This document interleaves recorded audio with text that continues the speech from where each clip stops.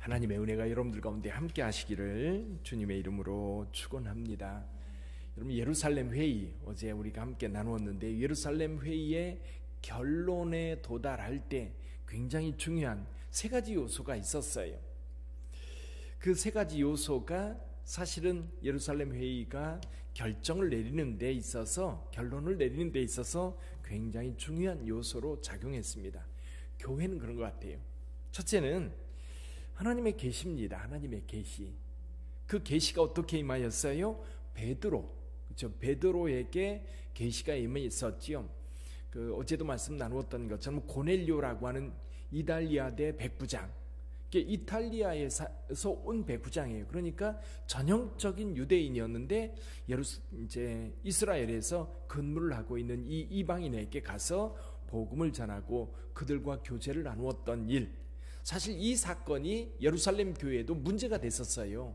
유대인으로서 어떻게 이방인과 교제할 수 있느냐, 이것 때문에 문제가 됐었는데, 그때도 베드로가 하나님께서 이렇게 인도하시는데 내가 무엇이고 한데 거기에 정하며 그걸 반대할 수 있겠느냐, 그렇게 한번 보고한 적이 있었거든요. 근데 15장에서 다시 베드로가 그 얘기를 합니다. 성령님께서 인도하시고, 또 고넬료 그 이방인의 집에 예루살렘 마가다락방에서 처음 기도할 때 임하였던 성령이 그들에게도 임하는 것을 보면서 이 성령을 이방인에게도 주셨다라고 하는 것을 부정할 수 없었다는 거죠. 두 번째는 현장에서의 표적과 기사들이에요. 바나바와 바울이 현장에서 전도하면서 많은 기사와 기적들이 일어나는데 유대인들에게만 나타나는 게 아니거든요. 이방인들에게도 똑같이 이 복음의 역사가 나타난다고 하는 것을 보고했었고, 세 번째는 하나님의 말씀이에요. 야고보가 이 선지자들의 말씀을 이야기하면서 이 아모스에 있는 말씀을 인용하면서 이 복음이 이방인에게로도 전해질 거라고 하는 이 성경의 말씀을 인용하면서 이 세 가지, 계시와 현장에서의 표적과 기사, 그리고 하나님의 말씀, 이런 것들이 종합해서 결론에 도달하게 된 거지요. 그러니까 인간적 판단과 인간적 논리로 설명하는 것이 아니라 하나님의 말씀과 그리고 성령의 인도하심이 여기에 있었던 거죠.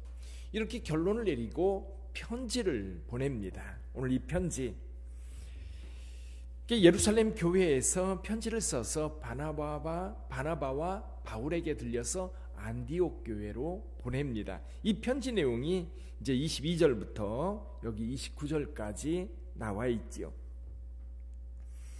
여기 22절에 보면 이에 사도와 장로와 온 교회가 그 중에서 사람들을 택하여 바울과 바나바와 함께 안디옥으로 보내기를 결정하니 곧 형제 중에 인도자인 바사바라 하는 유다와 실라도 함께 보냈다.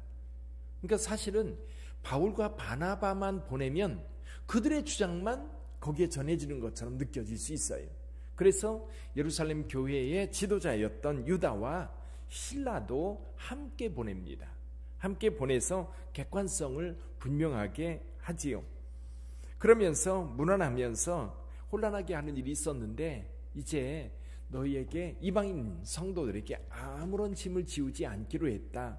그러면서 다만 성령과, 이 28절 한번 보죠. 28절, 29절 같이 읽어봅니다. 성령과 우리는 이 요긴한 것들 외에는 아무 짐도 너희에게 지우지 아니하는 것이 옳은 줄 알았노니 우상의 제물과 피와 목매어 죽인 것과 음행을 멀리할지니라. 이에 스스로 삼가면 잘 되리라. 평안함을 원하노라 하였더라. 아멘. 자, 이 편지를 받은 안디옥 교회 반응이 어땠어요? 30절 31절, 그들이 작별하고 안디옥에 내려가 무리를 모은 후에 편지를 전하니 읽고 그 위로한 말을 어떻게 했더라? 기뻐하더라. 이 편지가 안디옥 교회에 기쁨을 주었고 위로를 주었고 평안을 주었던 겁니다. 게다가 함께 갔던 유다와 실라도 선지자라 여러 말로 권면하면서 그들의 믿음을 굳게 했던 겁니다. 이 바나바와 바울이 들고 왔던 이 편지는 기쁨의 소식이었어요. 그들의 신앙을 하나님 앞에 더 강화시키는 역할을 했고, 이방인에게 완전히 공식적으로 유대 율법을 지키는 게 아니라 예수를 믿는 믿음, 이것이 그들에게 중요했고, 예수를 믿는 이 믿음에도 여러분 도덕적인 경건함이 있어야 돼요. 그러니까 세상 사람들에게도 그들도 예수 믿는 사람들은 도덕적으로나 또 우상숭배에 있어서 이런 것들을 멀리하고 건강한, 그리고 모든 사람들에게 평안을 주는 그런 삶이 되어야 되는 거지. 근데 이제 유대 율법이라고 하는 것은 사실은 할례를 행하는 것도 그렇고, 율법이라고 하는 것은 지킬 수가 없는 거예요. 그래서 사도 바울은 갈라디아서에서 그런 얘기를 해요. 하나님께서 율법을 주신 이유는 뭐예요? 죄를 깨닫게 하기 위해서. 왜? 완벽하게 지킬 수 없거든요. 그러니까 유대인들도 제대로 못 지키니까 우위선이 나오는 거예요. 그래서 솔직하게 나는 다 지키지 못한다, 내가 이만큼 노력하지만 이것 이상 할 수가 없다, 그렇게 얘기하는 사람이 없거든요.